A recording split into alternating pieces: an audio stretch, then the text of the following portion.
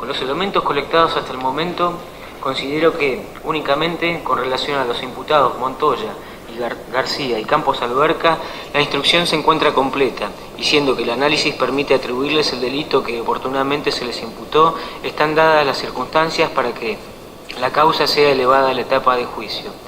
Si bien entiendo con relación a Jorge Echeverri, Claudia Quiroga y Corina Sánchez, también se encuentran acreditados los elementos necesarios, el hecho de que el señor juez aún no haya resuelto su citación procesal impide que el suscripto pueda englobar en el presente el comportamiento de todos los imputados y tampoco sería correcto requerir que se aguarde a que el estado procesal de este segundo grupo de imputados iguale al de los primeros, pues de existir planteos o apelaciones, los tiempos se dilatarían aún más. Es dable hacer notar, en tal sentido, que la presente causa lleva casi 3 años de trámite. Tal como pudimos conocer, Pedro Montoya resultaba ser el dueño, de hecho, del local nocturno Shake. De la investigación no surgen dudas acerca de tal cuestión. Asimismo, junto a su pareja García, era quien planificaba, dirigía y obtenía las ganancias que el funcionamiento del local dejaba. Tampoco existen dudas acerca de que los 3 imputados participaban activamente en todas las etapas del intercrímenes y lo hacían de manera organizada.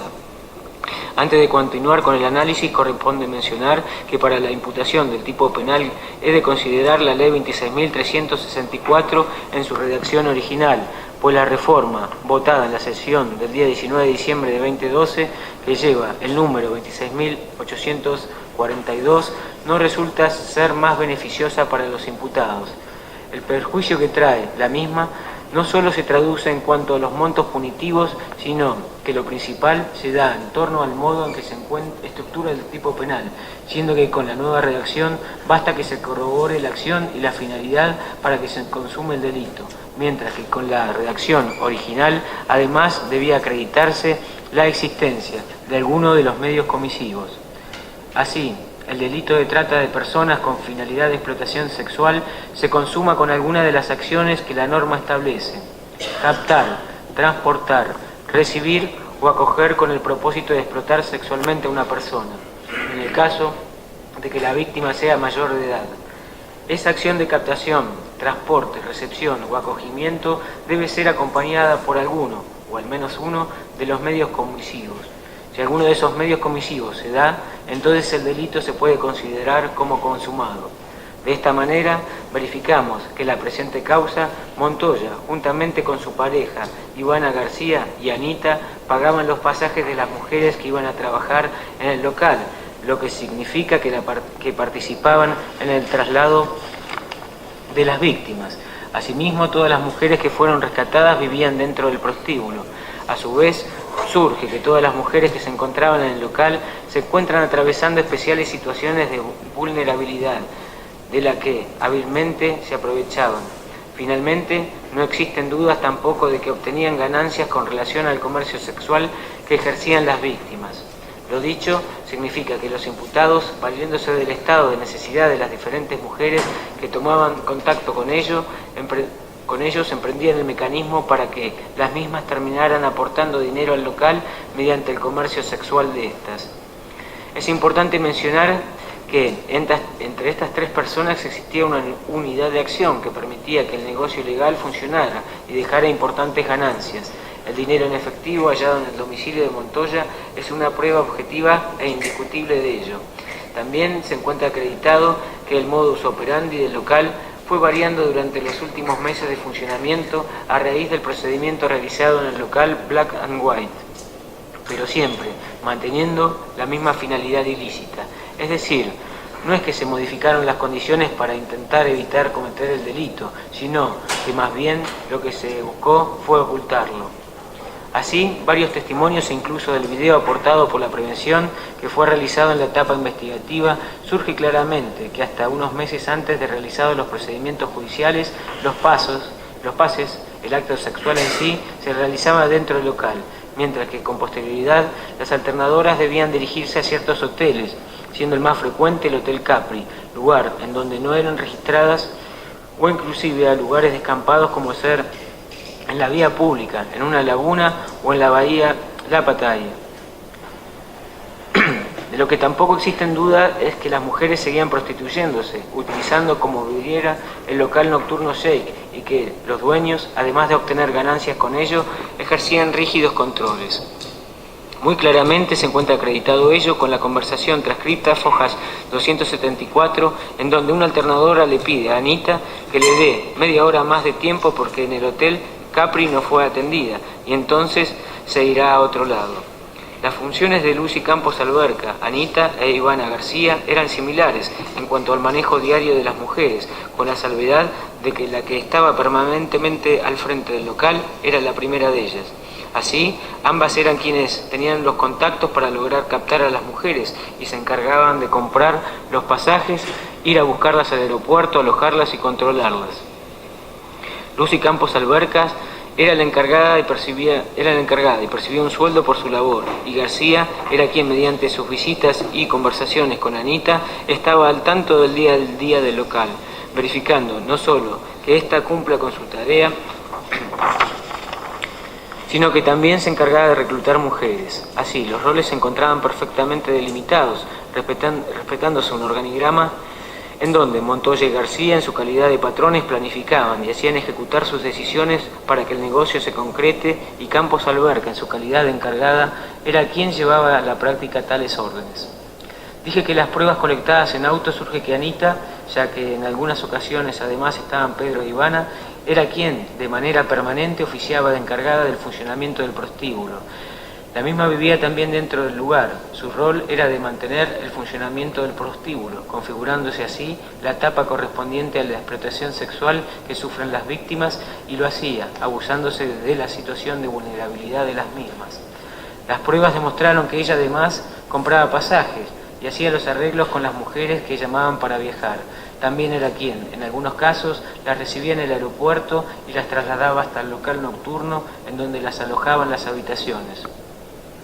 Durante el allanamiento del local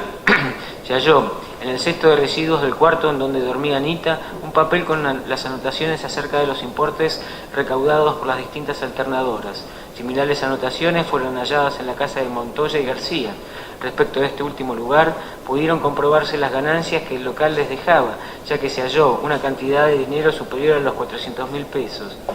Las anotaciones mencionadas sirven a la hora de demostrar los roles, pues en ellas se aprecia el modo en que Anita debía consignar los ingresos de dinero que el local tenía a los efectos de rendir cuenta de su administración.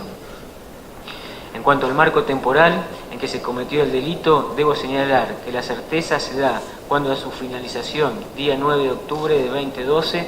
fecha del allanamiento y clausura, mientras que en cuanto a su inicio, si bien no tengo dudas de que en el local se cometía desde su apertura en 1996, ciertamente en autos contamos con el testimonio de la querellante Quinain Sánchez, la cual afirmó trabajar en el lugar bajo una modalidad similar a la que aquí se reprocha desde el año 1997, aunque aclaró que desde ese momento se fue y volvió al lugar en reiteradas oportunidades.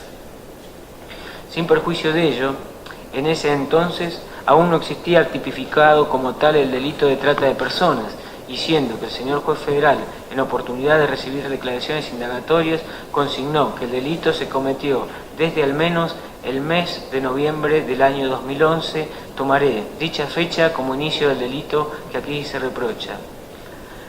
Así, vimos que los aquí imputados hacían los arreglos necesarios, compraban los pasajes de las mujeres, las recibían en el aeropuerto, las trasladaban hasta el local en donde las alojaban y finalmente las explotaban sexualmente. En cuanto al modo de explotación sexual, se corroboró tanto por el relato de las víctimas como también por el cuadro tarifario existente en el sector de la caja del local nocturno, que la encargada recibía de parte de las víctimas cierta cantidad de dinero por cada salida que realizaban para realizar los actos sexuales.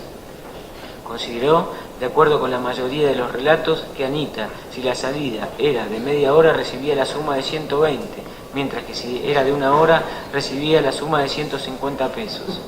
Pero como dijimos en un principio, el delito de trata de personas, para consumarse en su redacción original, requería que la acción de trasladar, recibir y acoger se le sume la finalidad de explotación y que todo ello sea cometido mediante alguno, al menos uno, de los diferentes medios comisivos consignados. Es aquí donde encuentra su valor el extenso interrogatorio al que fueron sometidas las diferentes víctimas. Tal como lo sugiere la ex-UFACE, actual Protex, conocer claramente las condiciones personales de cada una de las mujeres nos permite evaluar si las mismas obraron libremente a la hora de brindar su consentimiento para aceptar el trabajo, viajar y alojarse, como así también a la hora de prostituirse y abonar al local parte de las ganancias que obtenían. Pero también sirve para evaluar si los imputados se aprovechaban de las diversas circunstancias que llevaban a las víctimas hasta ellos. Las situaciones de vulnerabilidad surgen de manera extremadamente clara del relato de cada una de las víctimas hizo ante esta Fiscalía Federal. No tengo duda de que las mujeres que declararon no fueron sinceras en sus dichos en cuanto al funcionamiento del local nocturno, pero, sin embargo, de todas pudimos conocer cabalmente que resultaban ser pobres, migrantes, reglas de Brasilia, y con necesidades básicas insatisfechas. El relato que cada una de ellas realiza acerca de sus vidas y de las razones que las motivaron a viajar a esta ciudad para prostituirse es realmente estremecedor. El aprovechamiento de tal situación es evidente. La oferta de buenas remuneraciones resultaba ser el anzuelo para que estas mujeres abandonen sus lugares de origen y sus seres queridos. Casi todas tienen hijos, que obviamente no viven con ellas, y todas dejan traslucir que son realmente pobres y que llegan a esta situación con la aspiración de tener una mejor situación económica. Algo que varias víctimas señalaron y que además fue advertido por el grupo integrado por los profesionales del Ministerio de Desarrollo Social es que tenían miedo de que sus familias se enteraran de la situación y el tipo de trabajo que desarrollaban. El hecho de que estas mujeres que vivían en situaciones extremas, que en algunos casos llegaban casi a rogar a Anita que les comprara el pasaje para poder viajar, que llegaban portando una deuda, una carga emocional importante, que se encontraban solas y alejadas de sus seres queridos y que vivían dentro del mismo lugar en donde eran explotadas sexualmente, resulta ser el ambiente ideal para que los autores pudieran concretar sus fines ilícitos. Así, tal como lo entendió también el señor juez federal, considero que se encuentra acreditado que los imputados cometieron el delito mediante el abuso de la situación de vulnerabilidad que atravesaban las víctimas. Por otra parte, siendo que las víctimas resultaban ser más de 3 y que los imputados actuaron de manera organizada, corresponde aplicar los agravantes previstos en los incisos 2 y 3 del artículo 145 bis del Código Penal. Con los elementos colectados hasta el momento, considero que únicamente con relación a los imputados Montoya y García y Campos Alberca, la instrucción se encuentra completa, y siendo que el análisis permite atribuirles el delito que oportunamente se les imputó, están dadas las circunstancias para que la causa sea elevada a la etapa de juicio. Si bien entiendo con relación a Jorge Echeverri, Claudia Quiroga y Corina Sánchez, también se encuentran acreditados los elementos necesarios, el hecho de que el señor juez aún no haya resuelto su citación procesal impide que el suscripto pueda englobar en el presente el comportamiento de todos los imputados y tampoco sería correcto requerir que se aguarde a que el estado procesal de este segundo grupo de imputados iguale al de los primeros, pues de existir planteos o apelaciones, los tiempos se dilatarían aún más. Es dable hacer notar, en tal sentido, que la presente causa lleva casi 3 años de trámite.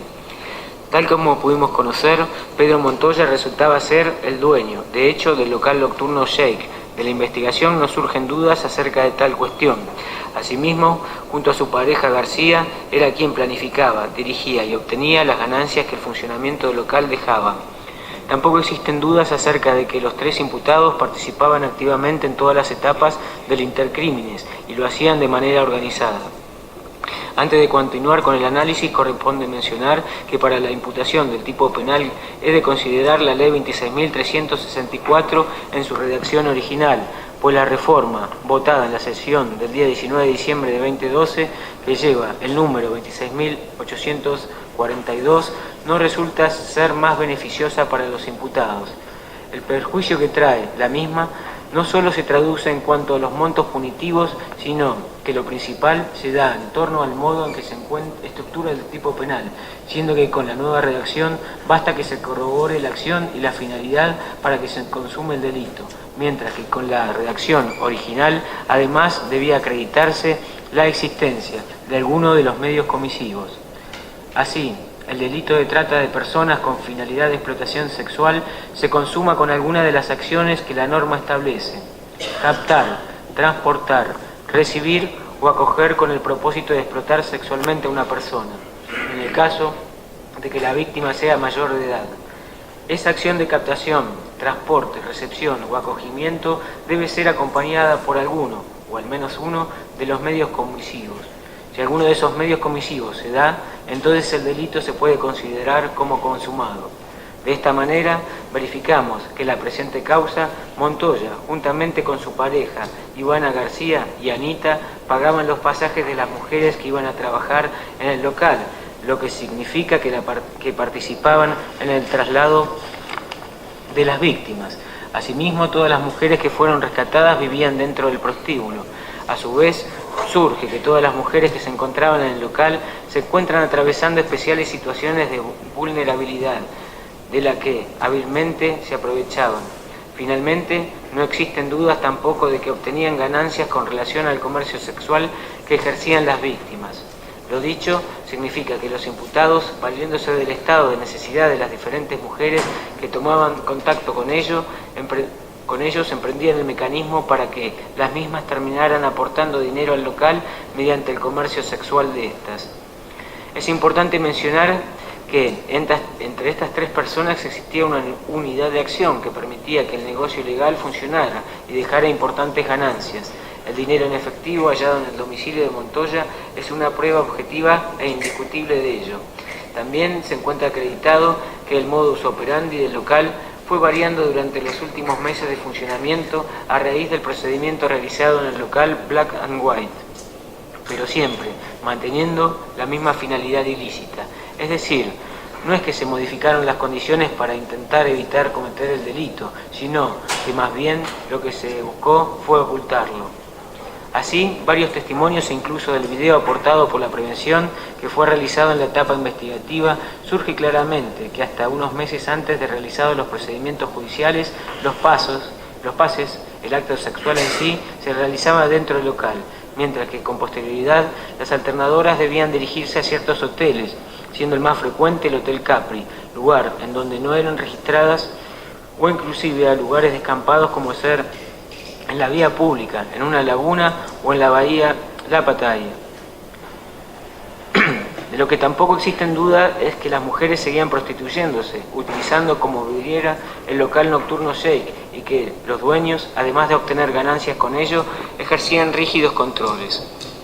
Muy claramente se encuentra acreditado ello con la conversación transcripta Fojas 274, en donde una alternadora le pide a Anita que le dé media hora más de tiempo porque en el hotel Capri no fue atendida y entonces se irá a otro lado. Las funciones de Lucy Campos Alberca, Anita e Ivana García eran similares en cuanto al manejo diario de las mujeres, con la salvedad de que la que estaba permanentemente al frente del local era la primera de ellas. Así, ambas eran quienes tenían los contactos para lograr captar a las mujeres y se encargaban de comprar los pasajes, ir a buscarlas al aeropuerto, alojarlas y controlarlas. Lucy Campos Albercas era la encargada y percibía un sueldo por su labor, y García era quien mediante sus visitas y conversaciones con Anita estaba al tanto del día del local, verificando no solo que ésta cumpla con su tarea, sino que también se encargaba de reclutar mujeres. Así, los roles se encontraban perfectamente delimitados, respetándose un organigrama en donde Montoya y García, en su calidad de patrones, planificaban y hacían ejecutar sus decisiones para que el negocio se concrete, y Campos Alberca, en su calidad de encargada, era quien llevaba a la práctica tales órdenes. Dije que las pruebas colectadas en auto surge que Anita, ya que en algunas ocasiones además estaban Pedro e Ivana, era quien, de manera permanente, oficiaba de encargada del funcionamiento del prostíbulo.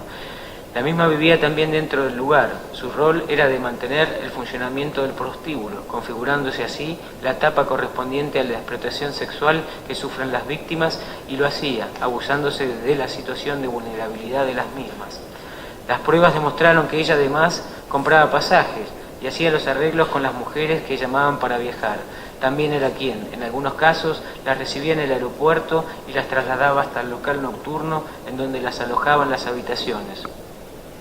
Durante el allanamiento del local Se halló en el cesto de residuos del cuarto en donde dormía Anita un papel con las anotaciones acerca de los importes recaudados por las distintas alternadoras. Similares anotaciones fueron halladas en la casa de Montoya y García.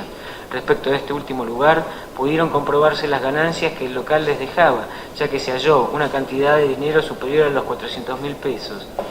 Las anotaciones mencionadas sirven a la hora de demostrar los roles, pues en ellas se aprecia el modo en que Anita debía consignar los ingresos de dinero que el local tenía a los efectos de rendir cuenta de su administración.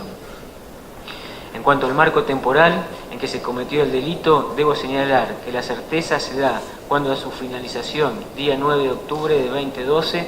fecha del allanamiento y clausura, mientras que en cuanto a su inicio, si bien no tengo dudas de que en el local se cometía desde su apertura en 1996, ciertamente en autos contamos con el testimonio de la querellante Quinán Sánchez, la cual afirmó trabajar en el lugar bajo una modalidad similar a la que aquí se reprocha desde el año 1997, aunque aclaró que desde ese momento se fue y volvió al lugar en reiteradas oportunidades.